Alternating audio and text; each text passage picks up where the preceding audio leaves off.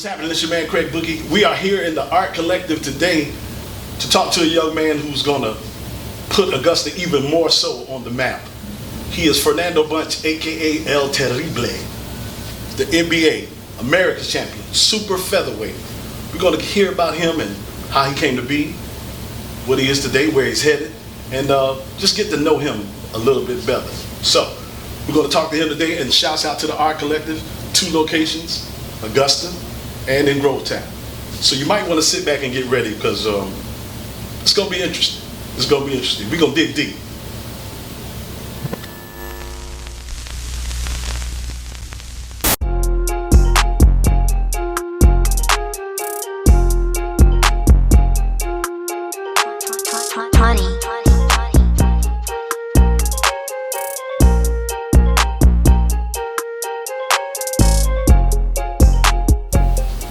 It's your man Craig Boogie here. I told you we were going to talk to him. The man is here, Mr. Fernando Bunch, aka El Terrible, NBA super featherweight champion. Here it is, y'all. 12 fights as a pro, 6 knockouts. 6 knockouts already. Fernando, good to see you, bro. Good to see you. Good to see you. How you doing, brother? Good, man. Listen, so your record is 12-0. You went professional. How long ago was that? My first professional fight was January 30th, 2016. Okay. Yeah. Yes, sir. And since then, you're talking 12 fights, 6 by technical knockout, 6 by knockout, and now we're about to start hitting that peak. Yes, sir. What's up Yes, next indeed. for us? Right now, we just continue to climb the ladder. After we just fought, as far as on the 23rd last month, really, I had the surgery. So that kind of set me back a little bit. So I'm really feel like I'm playing catch up, trying to catch back up to not only where I was at, but just trying to exceed that level and go ahead and start hitting that level that I'm looking for.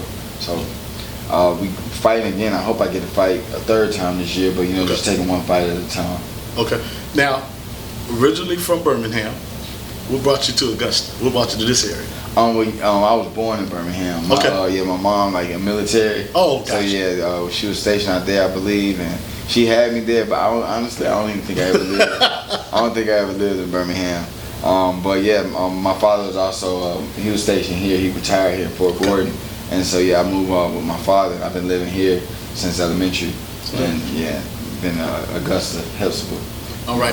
Resident. Let's get into it. We got a fight coming up. Yes, sir. And people, again, we talked a little bit earlier how people see the end result, but not what built up to that.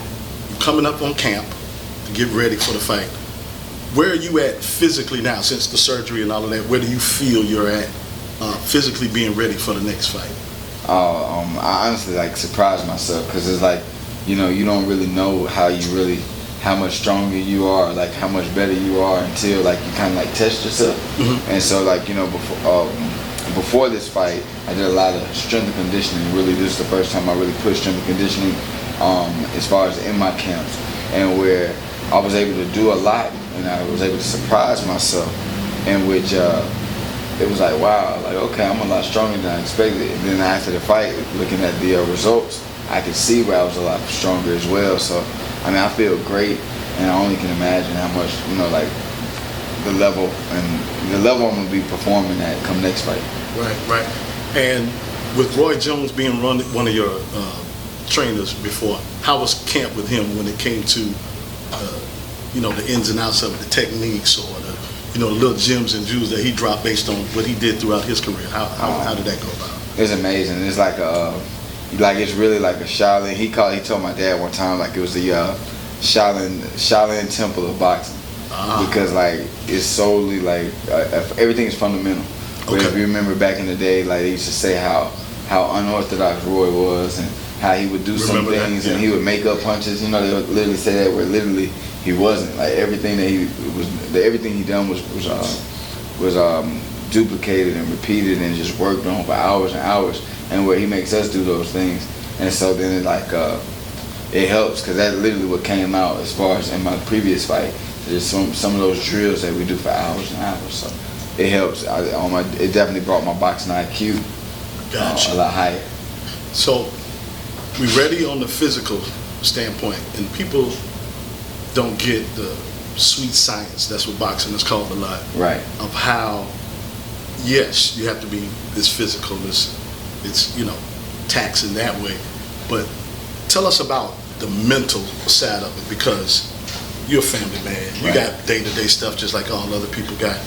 Now, where do you have to go mentally in order to say, I'm ready to take this next step, or this fight is coming up, or whatever the case may be? How do you manage that? Man, it's funny because I recently had a conversation, something like that, where sometimes you kind of have to be mentally selfish, where you gotta you have to be selfish with what you allow your mental to dwell on, and how long you're gonna allow it to live in your brain, like as far as how long you're gonna give it existence. Okay. You know how they say I can't let it live rent free, where you kind of have to be a master of that, because how I could say, especially in boxing, especially during that time you're training for literally 10-round fight is 30 minutes, where then you got an 8-round fight, where those times change, 27 minutes, 26, excuse me. However, with as far as with those, during that amount of time, you have to be 100% focused, and that's the type of things that I prepare for, as far as for that one night, and mentally, I really kind of tell myself to. So when we're talking about getting prepared for a fight, we know the physical. Right. You said you've exceeded, or at least surprised yourself with how far you are physically after surgery, and et cetera. And that's a mind thing. But then, just like everybody else, we got day-to-day stuff. We got Right. family stuff and all of that. How do you then get yourself mentally prepared for it? Because, we see the end result. Mm-hmm. We don't see all that other stuff. Right, We see, once you come up in the ring, and then, you're ready to perform. How do you get yourself ready for that mentally? Oh man, it's like tunnel vision. Tunnel vision focus literally is where kind of knowing exactly what I'm working for, knowing exactly what the end goal is, why I'm getting up so early, why I'm working so hard, and then knowing like how you said, life comes into play. Right. So it's a lot of things that you can't stop. Bills still got to get paid. Baby still got to eat. Clothes got to still get bought. Things like that. School work, homework got to still get taken care of. Where I just don't allow, as far as those to be distractions of any such. We're just really learning how to be. Don't want to call it mentally selfish, but mentally organized. Gotcha. As far as it's steps here in life, where especially anyone that does business with me, or even in boxing, I'm very one step at a time, one fight at a time. I like to complete one thing, focus on one thing, and then go to the next, instead of trying to focus on so many, and that you never Finish. you never finish. So that's basically what I do. Gotcha. It's tough mentally. It's a grueling sport, and it can be a dangerous sport. Definitely. Well, not can be. It is. Yes. A dangerous sport. Tell us about what still drives you to do it, because some people might say, we see YouTubers jump up there, I'm gonna fight, and they train. Right.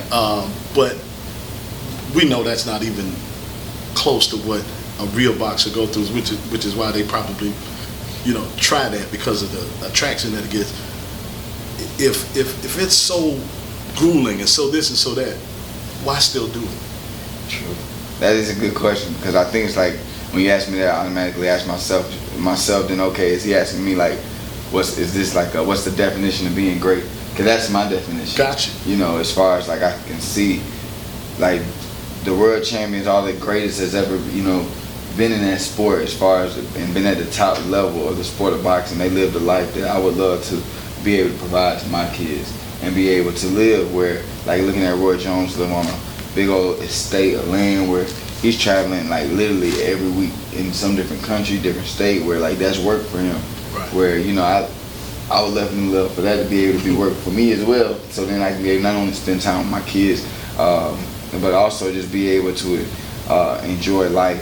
Right now, what I call this right here is we surviving. You know what I'm saying? Working every day. Dedicating 40 hours a week every week, as far as to a particular job. I look at that as solely surviving. Where I'm ready to get to that other end where I'm living. When I'm living, that's when you're actually able to bear the fruits of your labor, and watch your kids be able to take advantage of the opportunities that you worked hard to provide them. Gotcha. You're young. You're hungry. Yes, sir. How long do you want to be doing this? Do you want longevity, or do you want to reach a plateau and say, I'm done, without, somebody having to tell you, hey, Fernando, might be time to sit down, as opposed to you going, no, I'm gonna walk away. Where are you at with the mentality and the guts to go on? Are you gonna go for a long time, or are you gonna just kind of see where things go? I would say honestly, like, because a lot of times I get the question as far as like when I fight on TV, like when is that coming, and how do I like plan on sustaining those type of levels that I need, and where like to be completely honest with you, where my mental is where okay, once I get on TV, I'm gonna stay there to the point where I'm gonna retire there from fighting and commentate. Boxing is what I love. Like that was I have a 10-year-old daughter as well. So that was my first kid. Boxing was my first child before they came into this world. You know what I'm saying? Right. And where you know how it is about parents and their kids, they very, very, like that's can't play favorites, but Yeah, exactly. So you try your best to be, as far as to be, what's that word I'm looking for? Safe amongst the three. But with this being the first one, I try to make sure I take care of it and keep it right. Yeah, And like so with that, it's like I have a retirement plan, I would say, where once I'm done as far as lacing up, I want to be able to develop like my own type of like management company or my own promotion company, where I can be commentating things like that, have my own gyms. Like boxing is what I truly love to do. Like I'm truly a student of the game. Like I get excited and I'm like a fan when I see fighters, but then I'm even more of a fan when I see big time coaches. You know what I'm saying? Yeah. And then I'm like, okay, I want to pick their brain, So, absolutely. So, we talked about retirement. We talked about what's to come. How do we get the name El Terrible? El Terrible. Man, that's so how I can say it's the terrible in Spanish. True. Where when I was younger, I had a terrible temper. And like it was bad. Where I really just had growing up took me to learn how to not always act upon impulse and act upon cognition. And so with that, I had to learn how to box that way as well. Because as far as like back then when I fought, as soon as I get hit hard, I would like just flip out and it would be uncontrollable. And it's terrible. So that's where that name came from, and where I learned how to use it as an oxymoron sometimes. Gotcha. Because like now, I'm very cognitive. I'm very, I would say, conservative, but knowing exactly when to be explosive. So then it kind of is like a mixture of the two. I think it fits just right. But then the people that question, eventually their questions are answered. Gotcha. So with your moniker being what you used to be, and now you've learned from that, what else has boxing taught you that's different to life and can mirror what you do in the ring as well as outside of the ring? Chess. Like I love chess, and where every single move you make, it has to be a protected move. Like you want to make sure that's protected. You want to make sure there's a reason. You want to also make sure there's like a premeditated, where you want to be a couple of moves ahead. And I feel like not only do you want to be like that in the ring, of course, but you got to be like that in life as well. And so, with that, that's one of the things that I do is it's not chess and not checkers. I move off of cognition. I make sure, okay, if I'm about to make this move, why am I going to make it? And then if I make this move, and is this man still protected, or do I have something that's aiming at my bishop, you know what I'm saying? It's about to take my knight. Like, so like I really like try to move like that, like not only in life but literally in the ring as well. And with that being said, if you could talk to yourself when you were 10, 12, 13 years old, what would you say? What would you be surprised about? And what would you say to yourself that you know now that maybe when you were 12, 13 that wasn't quite there yet? Wow. Honestly, like, like I probably be like, you know what, like this really is what you're supposed to be doing. Cause it took a long time for me to really realize like is this my purpose? Right. You know, that's one of the things I'm reading in one of my books right now is where like when you're able to determine what your purpose is, and then right after you're able to determine your purpose, then you can dedicate and like go headstrong to it, you know. And where back then I was, but you know, I was amongst a team where I really didn't know where my place was. But I was like, but you know what? This makes me happy. I love doing this. I'm gonna just continue to work hard. So yeah, as far as one thing I would tell myself is like, yo, you gonna be in this game longer than all these guys around you. You know, like you don't know it yet, but you are. You know what I'm saying? And it's funny because I like a lot of my family members, they would tell me things like that. They would always like see me running or training always where I'm like, okay, I'm just trying to get better. I'm just trying to, you know, I want to win this tournament, like making short-term goals. Gotcha. And so I would really just kind of give my confirmation to myself, being like, you're on the right track. So you feel as far as boxing, that was your destiny, and once that clicked, the rest just kind of fell into place, and it's still falling into place because we got this fight coming up, and that's going to give us even more solidified Right. your start of things. So tell us a little bit about your opponent. We don't want to give him too much shine, but you know, just how are you looking at it, and how are you taking the perspective on who your next opponent is? Yes, sir. Well, you're right. We got July 16th in Augusta, Georgia. It's going to be at the Hill Complex at Payne College. So I'm extremely excited about that. I can't wait. I love fighting in my city.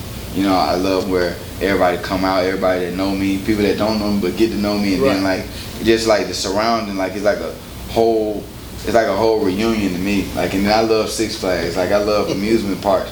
So like I was telling my man, like if that's my club, like that's when I party, because I don't party, I don't go to the club. So you know, I put on my nice outfit, like I come out, I step, you know what I'm saying, I step out, because that is really my time to shine. So you know, when I come out, as far as for July the 16th, with this opponent, we flying him out, I believe, from Mexico. He's a veteran fighter. He has like over maybe 30 or 40 fights. He's fought for a couple world titles. And because like each fight, I'm like stepping it up, you know, so then I can be prepared, so that once those calls come in to fight on the likes of Showtime, ESPN, Top Rank, DAZN, Probellum, like those type of companies, once those calls come, I'll be 100% prepared. And just like with me being a student of the game, I watch everything, and like just watching how some fighters get to those levels and what maybe they didn't do, or like looking at their particular mistakes. And where as far as for this opponent, I'm just one thing I learned, like when you like working so hard and dedicating yourself to boxing, the only thing you really can focus on is getting yourself better, making yourself better. Right. Where he gonna have to get ready for me. Now, of course, with him, I'm not gonna go in there ignorant, of course. So I know what he's good at and what he's not. But the more you look at a fighter, the better they get. So I only look at him like maybe once or twice. And once we see, okay, this is what he likes, this is what he's good at, this is what he's not so good at, now we just tweak that to the camp. Gotcha. So we've studied him, we've done the comparisons and all of that. How is it now when you're getting prepared for the next fight? The business and all of that comes along with it. Is it tougher for you now with being able to, like you said earlier, be a little bit selfish when it comes to you, or are you finding it more now you're in the groove of things? So you know camp's coming, this coming, so it's a little bit of a smoother transition. Good question, because every camp, every fight is the same, right? So you have your kind of rituals of what you do, as well as like what you do as far as for fights that you're comfortable with. And where one thing I like to do is make sure that I do what I did the camp before, but a little bit more. So then I'm stepping the level up every single fight. That's when it comes to the physical. Now as far as the business, like I've been like managing my career ever since my 5th fight, and so since then, like I've been literally having to micromanage the purse, the negotiations, the contracts, the not only the contracts, but like travel as far as flights, not only for just the opponent, but for their coaches. Like I've been kind of micromanaging that half as well. And where like especially like this last fight, it was a lot. It was a whole lot. Like, I'm so grateful for my team, because that's one thing that I would say now, which makes it easier. Right. That I've developed a team, and it's a trusting team that I trust, where I can everyone has their role. So then that allows me to be able to Gotcha. literally blatantly focus nothing but on boxing, because I feel like a Fernando that's completely focused on boxing, and a happy Fernando is a dangerous man. It's a dangerous one. Yes, sir. So that's, I can definitely say, as far as like for this fight, and I don't have a problem with it, because we've been working together for so many years. Right. My man Chris Rucker, I'm able to say, that's who I want to fight. Let's make it happen. You handle the rest. Instead of me having to, okay, I need to get a contract sent to him. Let's get his blood work. Let's get this. Let's make sure that the blood work is translated from Spanish to English. Like, you have to do all of that, right. then fight. So at that point, you're like, man, the easiest thing, the easiest thing to do in this is the fight. The hardest part is the business. So it allows me to kind of, step away to that. Honestly, makes me happy. Gotcha. Who are you watching right now that you, not necessarily patterning yourself after, but you've watched them and said, yeah, okay, things you admire? Who you maybe, let's say your top 5 right now. Is what I would say, because I like a lot of the old school fighters. So I mean, of course I love watching, like, every day watching Roy, watching his fights, because it's to the point where he's training us and he's telling us things to do, where you can never question, be like, can you do it, or let me see you do it, because then you can go right back to the house, cut on YouTube, watch him do it, like, against 3 different fighters, and then come right back and he can tell you exactly what he was thinking about and everything. Wow. So that's one thing I'm extremely blessed about, because there's a lot of things that he was doing that a lot of people never understand, because they don't really, like, they see it, of course, but don't really know as far as the end result, not the backstory. Exactly, and there's so much more where you be like, wow, I would have never thought, like, this is the reason why he did this, where everybody else thinks the show over. So yeah, I would say one with Roy Jones. Felix Trinidad always been one of my favorite fighters. I love his left hook. Yeah. Bernard Hopkins, like, I remember doing a book report on him when I was like in 4th grade. Wow. So like, it's so many fighters. Diego Corrales, Floyd Mayweather, and it's really because of, like, just different attributes, like speed for Roy, Floyd's speed, of course, for footwork and defense. Tommy Hearn, straight right hand. Yeah. Because one thing that me and him have in common, we're tall and long for our weight classes. So like Jeff Chandler, rest in peace. That was a fighter who he was a world champion at 126 pounds, but he was long and tall as well, and could fight very well from the outside. So like those different things as far as attributes kind of lead me to which fighters I really watch. Gotcha. So it changed too. Yeah, I can understand. Because in a lot of I've heard a lot of talk of the decline on boxing because of the commercialism behind it. And again, talking about YouTubers who want to step in the ring for charity and stuff like that, and they have people sort of convinced that they can actually do it, because they might train once, and it might be 6 weeks, and it's really hype and all of that. But you've now come to the point to where you feel you're a master of it, and you're watching those people and you're taking those attributes and turning them for Fernando. Yeah. Is that, can we safely say that's where you are right now? I wouldn't say master. I'm always a student. I'm always a student. I'm always learning. Like I said, I'd be happy when, like, just this past weekend, 2 weekends ago, I was in Vegas. I met Al Mitchell, which was like one of the head coaches at the Olympic Center. And so even though I've been knowing who he was since I was a kid, that was the first time me actually meeting him.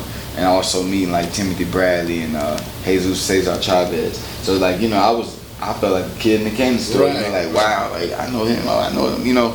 So like, I'm always learning, where it's so much to this game as far as in the sport of boxing. Because you literally are in a ring trying not to let the other man hit you, but hit him, It's like swimming and not getting wet. Right. Not gonna happen. So last thing I could ever try to call myself a master, but if you want to say I'll be a master at learning, now I'm almost there. Gotcha. Yeah, I'm almost there. Yes, sir. Gotcha. We've got a fight, big fight coming up. It's gonna be home. Yes, sir. People are watching. Kids are watching. What do you say to those kids who are seeing you or seeing a fight for the first time and thinking, yeah, maybe I can do that? What would you say? What would be your advice? I was like, it's possible. It's definitely possible. Like, I wasn't favored. That's the thing. Like, that's why I said, like, like when you asked me that good question about what I would ask myself, I'd always question. Like, I wasn't a favorite. I wasn't the fighter that like my coach would get like the new gear for. Like, I was the one that was getting the leftovers, you know. I was the one where like it wasn't even expected that they didn't even think I would stay in the sport for long, you know. So as far as like with that, like I would tell them, like, as long as you stay down, like, it's true, it's really true. Like, as long as you stay working hard when other people are not watching, then you just stay consistent. Like, it's gonna come. Like, your turn gonna come, your time gonna come, as long as you stay down and you're ready. And which that's basically how it was for me, just staying committed, just staying dedicated, and where as long as you, like, boxing is one sport that it always tells the truth, right? So you can tell everybody, yeah, I've been running every day, I've been It's gonna show. It's gonna show, and we gonna go. You know what I'm saying? And I love that because like it kind of proves it proves to you, like, as far as what type of person you are when adversity is something that everyone grows from, you know, afterwards. But it's hard going through it, and boxing, you got it. You know, it's gonna happen regardless. Gotcha. So we got this belt. Yes, sir. And took a while to get here, but now we got the next step. Yeah. So got the fight coming up here at home. Give us some more on that. July 16th, the Hill Complex. Camp is coming. Yes, indeed it is. Yes, Camp sir. is coming. Yes, Ain't no way to get around it. It's sure, man. The sacrifice is real. For real, yes, indeed it is. Cause I mean, it's a lot of sacrifices. Cause like right here, like I literally had like I had a picture of this on my phone, and like it was just like I look at it every day. You know how many times we look at our phone, so of course, and like, you know, I'm so big on like visualization and thoughts becoming things and speaking things into existence. So I'm like so happy, you know, that I finally do have it here, because I've been looking up my phone for so long. But yeah, we got that second round knockout, 36 seconds. It was scheduled to be my first 10-round fight. I fought a guy that had like about 32 wins and only 6 losses. So you know, they were looking outside, looking in. They like, okay, what is Fernando doing? You know, this is his first fight back after the surgery, and he's fighting a guy like this, and then it was for a prestigious title. So, you know, a lot of people were questioning, like, is Fernando for real? And where, like, that's why I'm here to show.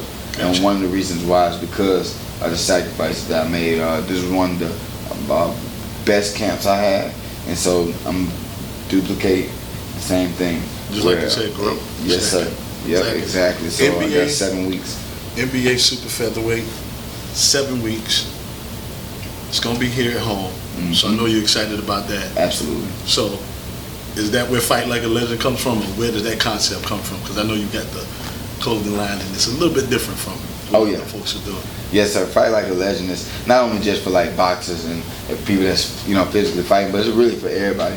Everybody that's like in this everyday life that actually have to experience adversity. You get up every morning, you know, getting your kids together, getting ready to go to work, getting your kids back, you know, making it home through this crazy traffic, you know, being able to dodge and bob and weave these different obstacles in life. You know, that's fighting like a legend. Like, you got some people that has, like, the boxing match is easy work compared to some people that have like actual like sicknesses and diseases that's taken from them, you know, and that they having to fight against 24/7, you know, throughout the week. I know my mom, she goes through a lot, whereas like I look at her like she really fight like a legend, you know what I'm saying? Like, and so with that, I just take that with me inside the ring every day I train, like, just fight like a legend, really like my motivation, you know what I'm saying? Like, if I try to allow some type of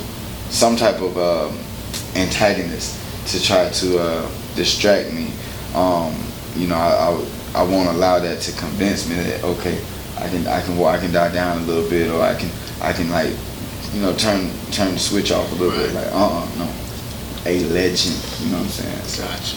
Yes, sir. It's big to me, and that's where now what I've been doing is just using that as my brand.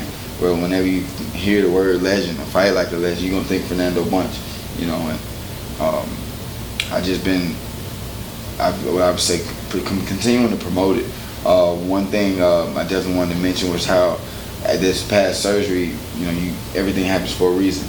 So that time it forced me to sit down and figure out how to allow myself to be more, what's that word, relevant? I was to be more relevant without fighting. Okay. How am I going to do that? You know what I'm saying? And so during that time, what I had to do was, my t-shirts, I was like, dang, okay, Fernando, you sell pretty good shirts. You do pretty good when you fight and you selling shirts. What's the difference now? You know? And so, and I just continue to promote myself, and like selling different color schemes of my shirts, then fight like a legend. And, you know, it's becoming a thing where now, like, even when I was in Vegas, fight like a legend. Yeah, like people starting to recognize, well, it's like, oh wow, okay, like we're getting somewhere. And where I'm just trying to differentiate myself. You know, you don't see many fighters even having like their own websites or their own like their own websites or like business cards. Where I can't take the full credit for it, but my support system, like I have a team. I have a tremendous support system, tremendous team that I'm so grateful for, because initially it would just be me by myself with a dream. Gotcha. And so it makes me extremely grateful, because like with that, that's what allows me, where I definitely want to, you know, make sure I shout out my sponsors, because like my sponsors allow me to be able to make those sacrifices, like you were stating, as far as being able to leave from camp. You know, I have kids, so they still have to get taken care of, and then I have to leave away. So, you know, with me leaving away, I have to make sure that they're taken care of, their mama's happy, of course. If not, we're not about to have a successful camp, you know. It's going to be another fight. Yes, sir, I'm telling you that. And that's what a lot of people don't know about, where as far as when we leave and like leaving away and having to make those sacrifices, it's not easy at all. Like, things don't stop. And so, yeah. I can definitely say that's where you gotta fight like a legend. I'm reminded by that every day. Every day. Yes, sir. Look for that. So July 16th is coming. Yes, sir. Fernando Bunch, right here in the city, El Terrible. Make sure you go get the support. And support in a way where the city, he can feel the love of the city, because I know he loves being here and loves doing it. And like he said, a lot of sacrifice for this. Yes, indeed. A lot of work put into this, and a lot of people behind the scenes that are doing it, sponsors, you know, to help out, whatever the case may be. Anybody you want to give props to, and just let them know how you feel. Absolutely, absolutely. Well, you know, first thing, definitely want to thank God for like allowing me to be able to put my body on the line and put everyone, like, have my family as well as everyone that supports Team Bunch, like just support me and being behind me while I'm putting myself through this. Because of course people question me like, he got to be crazy doing this, you know. So I'm extremely grateful. Where as far as my sponsors, everyone that supports Team Bunch, I have a list.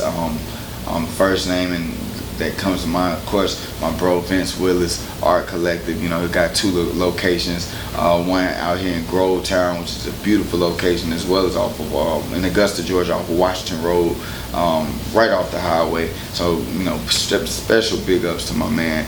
We got Certified CEO, my man Bobby Bands. He been there with me for the longest. Where, you know, you guys always see me in my sweatsuits before I fight. I like to be comfortable. That's right. So my man, he always makes sure I'm good. We got Champion Logistics. That's my little brother. He has a trucking company that's really all over the East and West Coast. Then we have Eddie Garnett's Big Box Trucking, in which he's all down the East Coast. That's my man. I truly appreciate him big time. We got Marley Box out of Augusta. They've been there. J. Renee Experience. She's she's actually like a culinary artist, food preps and catering. That's a big deal. Yes, and where it's like, it's not just catering, it's experience. You know what I'm saying? We also have Joshua Sherrill Pest and Solutions. He's definitely been helping me out, where I gotta call him now because it's summertime. It's hot. These bugs trying to come out. I was like, yo, I'm calling Josh tomorrow. So yes, definitely big ups to him. Extreme big ups to Infinity of Augusta. They've been there for me since before I even turned professional. So I'm extremely grateful for them. K Rucker Productions, of course, my promotion company. We also have NTX Masonry, Miguel Ojeda, they actually been helping me out big time too. They're out of Texas. We have AUG, AUG, All Us Grinding, by Rico Bonner. Shout out to Rico Bonner. Yes, indeed. Thank you big time. Al Kane, which is Lawn Care Service. Thank you, big bro. Who else we got? It's been, when I say I'm extremely blessed, like I'm extremely blessed. My man from college, Ronte Williams, Ron Will Clothing, he definitely laced me up all the time, especially because I don't like to go shopping. Like, so whenever it's like I gotta go do some type of appearance or anything like that, I'll literally call him like, bro, give me an outfit together and stop by his house. And I'm trying to make sure I'm not missing anybody. Let me think. Oh yeah, Gara of Augusta, of course. Big ups to Derek and Shantae Brown out of Augusta. They've been there for me since day one. We got, I think, who else do we have? And I believe, if I'm not, I don't think I'm missing anyone. I hope not. But of course, Roberson Sports Management, definitely thank them for always being there for me. And whereas I believe it's about 13 or 14, in which I make sure that I try to, when I go into the fights, not only promote their business and their companies as far as like, ahead of time, but also while I fight. And that's why I train so hard. And like, because of course, they're putting their hard-earned money into me, and as well as their time, I want to make sure I perform accordingly. Chris Curry as well, the Prime Ribs, Prime Rib, I didn't forget about you, so no, thank you too, big time, my brother. He just came to mind. Man, I've been getting so much help, especially from the last fight. So that's why I try to also just let everyone know, like, as far as these fights moving forward, to be able to perform on the level that I'm trying to perform on, that like I'm extremely grateful. And like, last thing I ever want to do is feel like I've left or leaving anyone out that has been there for me. So thank you for giving me the opportunity to, make sure I let them know. No doubt, man. I appreciate the opportunity to come here and talk to you, get a chance to get in your head just a little bit and really feel what it's like, because again, the sacrifice, and you're a representative of the city, so yes, thank sir. you. No doubt. Period. Thank you. Thank you. But July 16th, y'all, make sure you look for it. Heel Complex, Fernando Bunch, aka El Terrible. Yes, sir. 12 professional fights, 6 by knockout. And now we got this. It's home, and we gonna keep it here. Oh yeah. We gonna keep it here. It's like DJ Khaled now on another one. Another one. Yes, sir. So that's what we gonna do. Look for him, man. Look for him not just inside the ring, but also outside the ring. We'll see you next time.